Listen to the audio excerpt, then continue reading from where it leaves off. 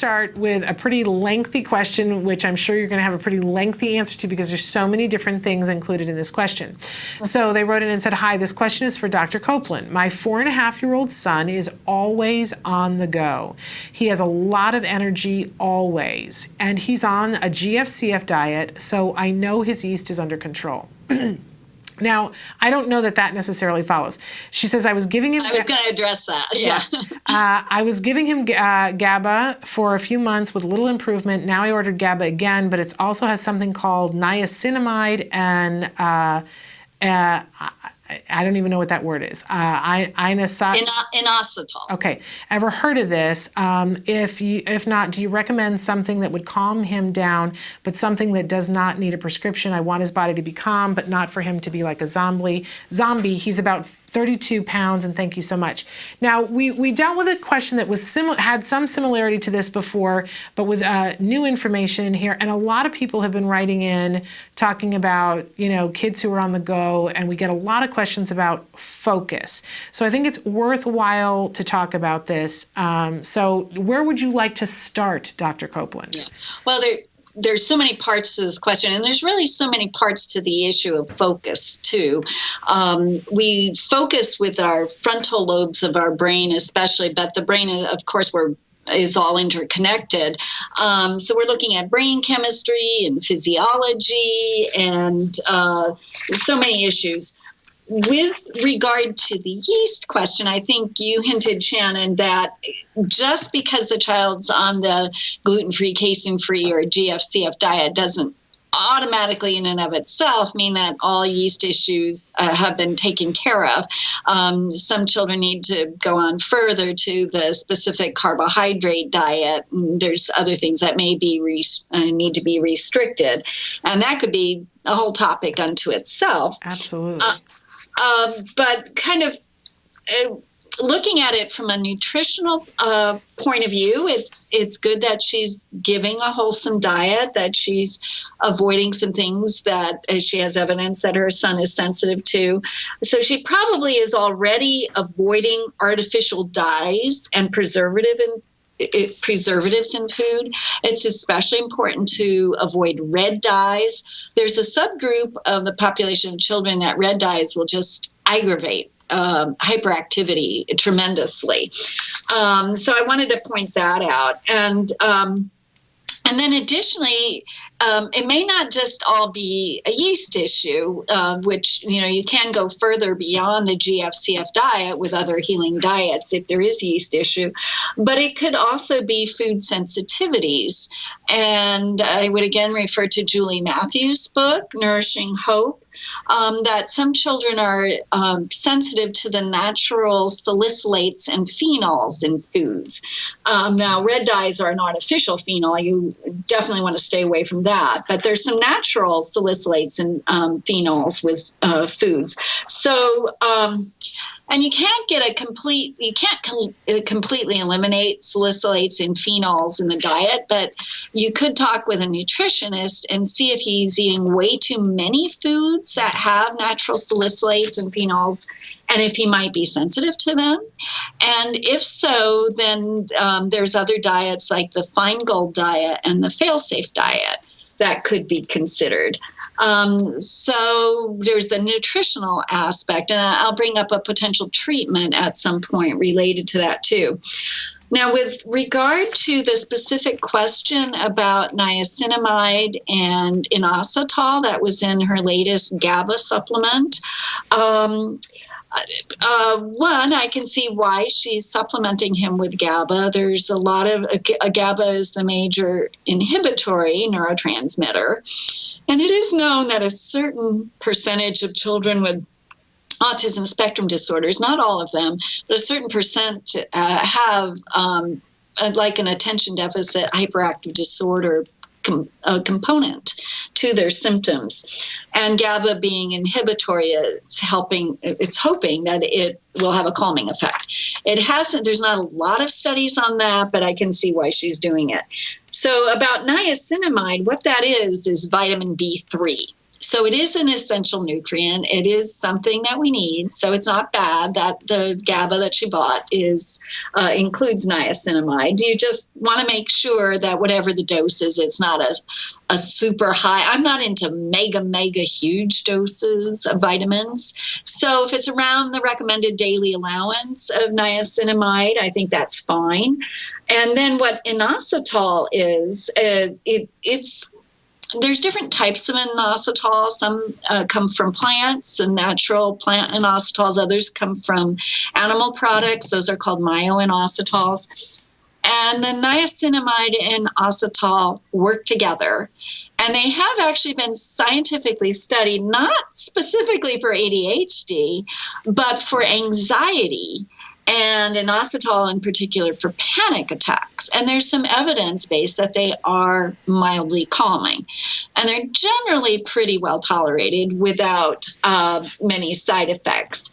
So I would reassure her about that supplement that she's using, as long as it doesn't have mega doses.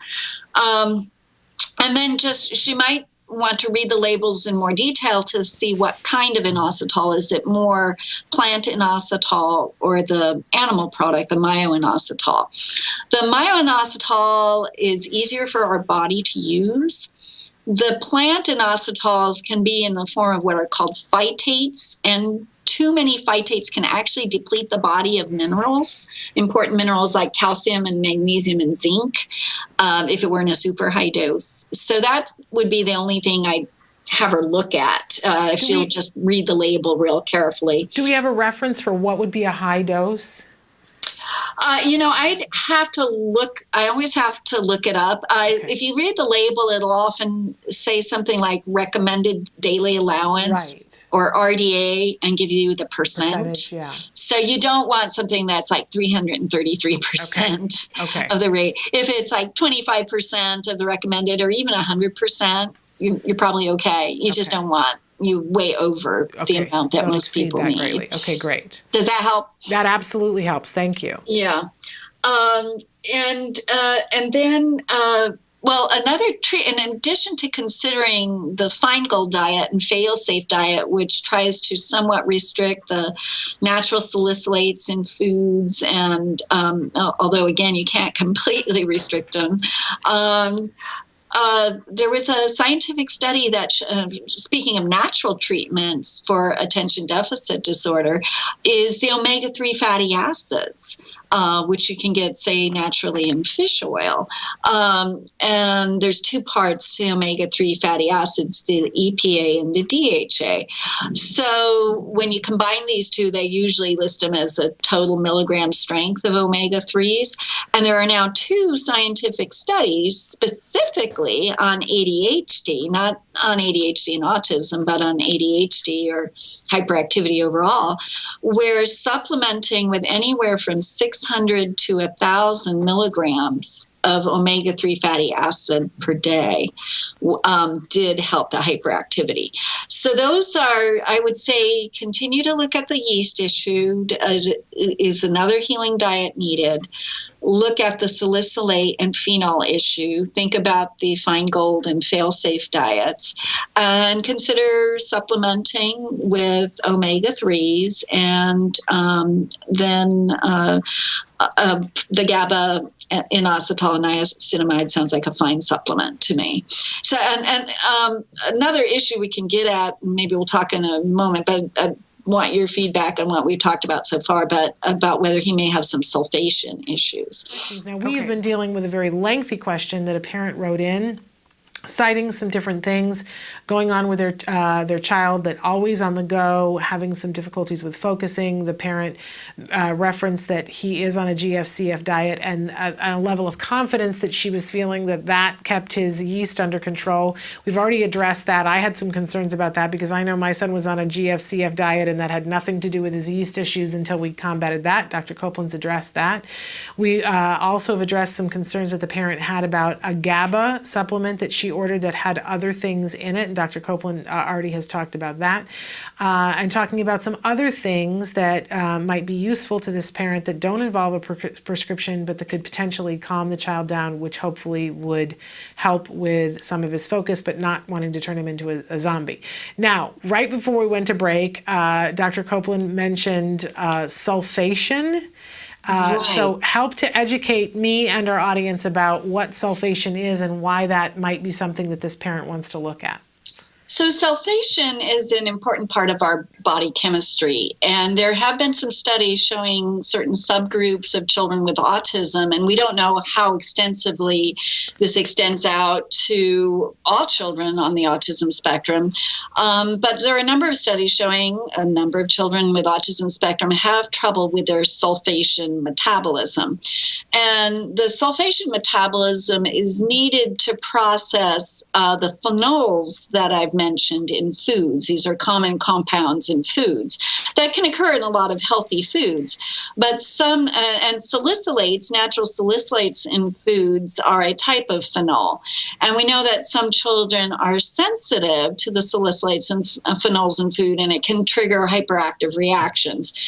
That's where Dr. Ben Feingold, an allergist at Kaiser many years ago, came up with the Feingold diet for hyperactivity, trying to restrict foods with salicylates especially. But that can be a very restrictive diet, and it can be a diet low in vitamin C, so you have to supplement. And the real issue may be that if you can help the sulfation metabolism, that maybe you don't have to be too restrictive. You can do kind of a modified Feingold or fail-safe diet, because a lot of the foods that you stay away from that have salicylates are otherwise very healthy foods, you know, natural berries and apples and almonds and some foods you wouldn't want to have to stay away from unless you really need to.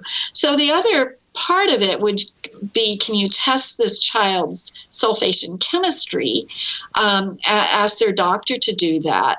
And are there ways to naturally boost the sulfation chemistry so that they can handle those foods better and not have the reactions to the foods with salicylates and phenols? Okay, so I'm going to my pediatrician, my regular pediatrician, and I want to check for the sulfation chemistry. Are those the words that I say to the doctor to get them to test for it? That might be the start. Okay. And you might want to share some articles Okay. or the book by Julie Matthews so the doctor will know what to test. Okay. Because these are not common frequent tests that pediatricians offer. It's not like a complete blood count that you order to check for anemia or a blood sugar level or tests that most pediatricians are super familiar with. But if you get a pediatrician who's open, who's willing to look at the scientific literature, so it involves some important amino acids and other products in the body chemistry that a doctor can check in the blood. And one is the blood cysteine level, and that's CYSTEINE. That's a very important amino acid. And that gets made into two things. One, it gets made into sulfate. And we need sulfate in our metabolism to detoxify and to process things, including processing things like phenols, as well as detoxifying heavy metals for that matter. And then cysteine also gets made into glutathione. And we've talked about glutathione earlier on this on previous Autism-live programs. It's a very important part of our antioxidant system. It really fights harmful oxidation and balances our oxidation and reduction chemistry in our body. Glutathione is one of the major chemicals or compounds in our body that does that. So you need the right level of cysteine to sulfate. So there's something called the cysteine to sulfate ratio. And several studies now have shown that that ratio is off in different ways in different kinds of, in different populations of individuals with autism spectrum disorder. And most of the time, either the cysteine is too low or the sulfate is too low or they're both too low. On rare occasion, you can actually have the cysteine be too high, but it's kind of blocked from doing what it needs to do. But that doesn't happen as often. If the cysteine is too low, you can actually supplement with a natural supplement called N-acetyl L-cysteine, and it's 500 milligrams a day as a capsule if the child can swallow a capsule, and there are liquid forms of it too. And you can also supplement with sulfate in the form of giving Epsom salts baths, or I'll refer to page 184 in Julie Matthews' book, Nourishing Hope, and she talks about using some of the Epsom salts mixed with a little warm water and your favorite hypoallergenic skin moisturizing lotion. And you can make a little moisturizing lotion that has a little sulfate in it that's somewhat absorbed through the skin, so you can help boost healthy sulfate in the body. So you can by strengthening the child's sulfation system, you don't have to worry about being too restrictive on the diet, and that can naturally help calm the child a little. There are limitations. Does that help? That does. I'm still wondering though, you know how when you go to a typical doctor and they have that little form that they can order the blood tests from.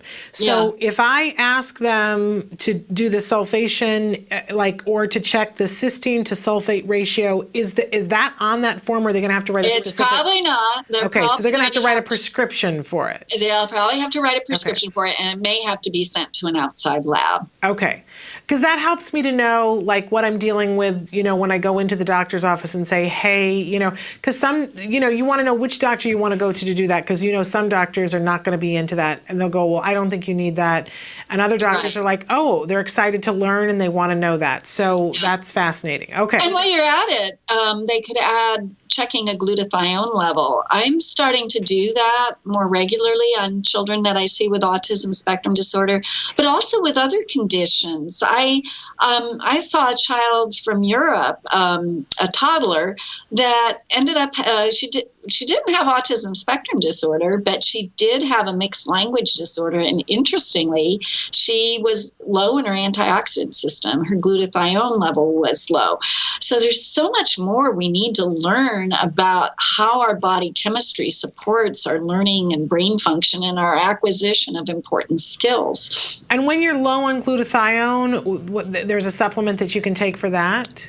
Well, here's the problem. You can't take glutathione directly orally. It's not well absorbed. Okay. But if you're low on cysteine gets converted directly to glutathione in the body. That's one of the two directions it goes in. It's a major source of making sulfate for our body to detoxify heavy metals and other things, and to be able to process the phenols and salicylates in our food. And then cysteine gets made into glutathione. So that is one way you can build up your glutathione level, as well as just in general eating a variety of healthy, fresh fruits and vegetables, lots and lots of vegetables and fruits, but avoiding ones that might be particular triggers that trigger a strong reaction. Yeah. Well, and it's interesting that you brought up the fine gold and a modified fine gold, because all those years ago when we were looking at things for my son, after he'd been on GFCF and we saw a tremendous improvement, and then we saw that we kind of got stuck someplace and we were figuring out where to go next, and everybody was talking about the fine gold. I really have not heard that much difference about what's the difference between fine gold and fail-safe, but when I first started investigating fine gold, it seemed like to me that there were two different elements to it, and one element of it was the level of colors and artificial ingredients, and how important it was to get that out of the child's diet. Yes, especially the artificial. Now, normal coloring in fresh fruits and vegetables that are there naturally, those are what are called phytonutrients, bioflavonoids. They can be very, very healthy, but in a few people, a few of them might cause reactions. So you don't want to restrict the diet totally. Right. And not have enough fresh fruits and vegetables, that are very colorful. But you want the natural color. You don't want the artificial color. Well, and it's interesting that we did the Feingold for a very short period of time as written, but then we switched very quickly to modified Feingold because we found that my son could handle, things like we probably were off of tomatoes for a year, and then we went back to tomatoes, and he can handle tomatoes, and he can handle apples and raisins and things like that. That for a while we cycled off of to see if we could make some improvement. But long term, for my child, we saw that getting rid of those artificial colors and flavors was fine. The one that we still restrict for him, for whatever reason, he has a reaction to the color in strawberries, but not in red raspberries. I don't get it. But he will have a reaction to strawberries when he has those. So I just want to put that out there for people who, because you mentioned modified Feingold, that there's a wide range of things there to look at, and you don't, as you said, you don't have to be as restricted as that. But I think one of the most important things that, for a lot of our kids, they don't need all of the things that for Feingold, but I don't think I know a single parent that hasn't seen a difference in their child's behavior and focus and level of consistent energy after having removed all those artificial colors and flavors. And the pesticides, as you were saying, staying away from the GMOs, the pesticides, stay away from the dirty dozen. Yeah, and again, for people just tuning into this show, the Environmental Working Group every year puts out an updated. There's the Clean 15 and the Dirty Dozen, and it's a great way for you to be able to put low to no pesticide things on your table affordably. There are 15 things that they always cite that they've tested for that year and said, we don't see why you can't buy it conventionally, but the Dirty Dozen, you really want to make sure you only buy organic. I've gotten to the point where I feel like you can tell when you go to the grocery store, because there's so much organic produce in most grocery stores now. It's exciting to me, but you can tell when we're sitting there close to each other, and you can tell by the disparity in the price difference, whether it's the Clean 15 or the Dirty Dozen, because if it's significantly more expensive for the organic, then it's probably because the thing was on the Dirty Dozen. You're right, exactly.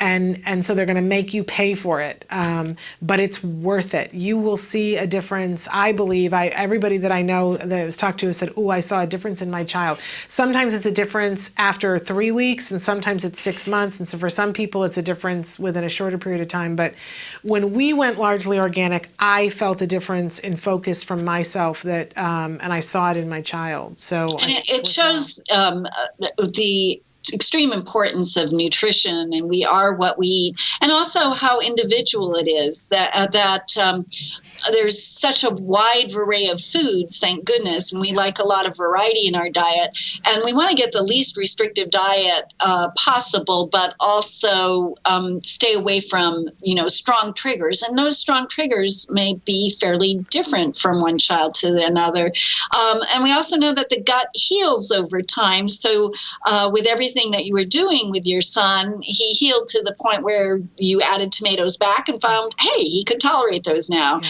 So he gets all the benefit of those bioflavonoids and the good things in tomatoes without having to be too restrictive. Absolutely. It can be such a tightrope. So last thing I want to ask you, because then I know you got things you got to go to, but what's the difference between Feingold and fail-safe? I don't know what fail-safe means. I'd have to refer to Julie's That's fine. Book because I'm not a nutritionist, I'm not an expert. The fail-safe is not quite as restrictive as the Feingold, so in a way it's kind of a modified Feingold.